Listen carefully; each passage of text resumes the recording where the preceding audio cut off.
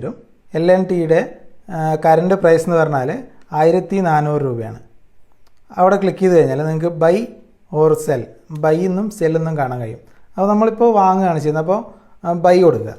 By കൊടുത്തിട്ട് അവിടെ നിങ്ങൾ ടോപ്പിൽ NSE ആണോ BSE ആണോ, ഏത് എക്സ്ചേഞ്ചിലാണ് നമുക്ക്, ഏത് എക്സ്ചേഞ്ചിലുള്ള സ്റ്റോക്കാണ് നമുക്ക് വേണ്ടത് അത് സെലക്ട് ചെയ്യുക. ഞാനിപ്പോൾ NSE ആണ് സെലക്ട് ചെയ്തത്.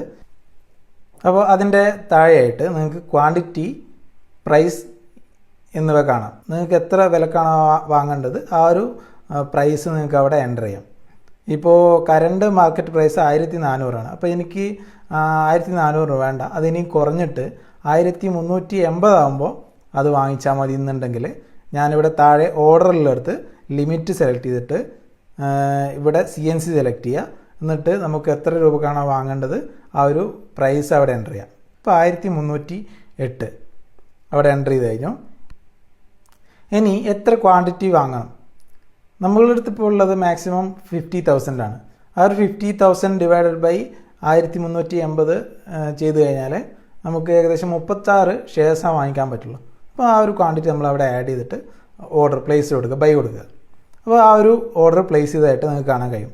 അവിടെ ബാക്കിൽ പോയിട്ട് ഓർഡറിൽ സെലക്ട് ചെയ്ത് കഴിഞ്ഞാൽ കണ്ടില്ല, അവിടെ പെൻഡിങ് കാണുന്നില്ലേ?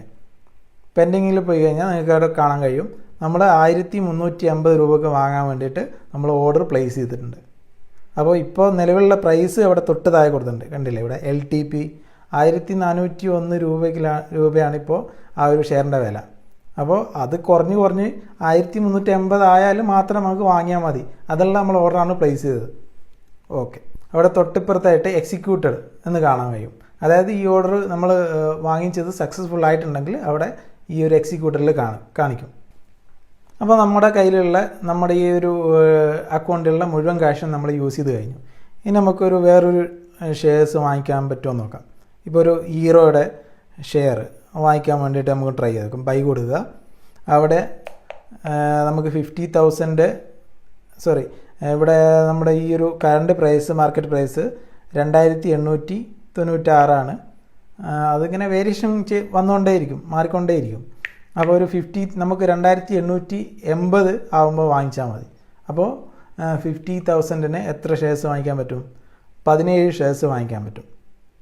അപ്പോൾ നമ്മളവിടെ കൊടുത്തു കഴിഞ്ഞാൽ അവിടെ ക്വാണ്ടിറ്റി എന്നുള്ളിടത്ത് 17 സെലക്ട് ചെയ്ത് എൻ്റർ ചെയ്ത് കഴിഞ്ഞാൽ പിന്നെ സ്വൈപ്പ് ടു ബൈ കൊടുക്കുക. കണ്ടില്ലേ? റിജക്റ്റഡ്. കാരണം നമ്മൾ ആ ഒരു നമ്മുടെ ഫുൾ എമൗണ്ട് നമ്മൾ യൂസ് ചെയ്ത് കഴിഞ്ഞു ഓൾറെഡി. അതിപ്പോൾ ഒരു ഷെയർ ആണെങ്കിൽ കൂടെ നമുക്ക് വാങ്ങിക്കാൻ കിട്ടില്ല. കണ്ടില്ലേ? ഇപ്പോൾ ഒരു ക്വാണ്ടിറ്റി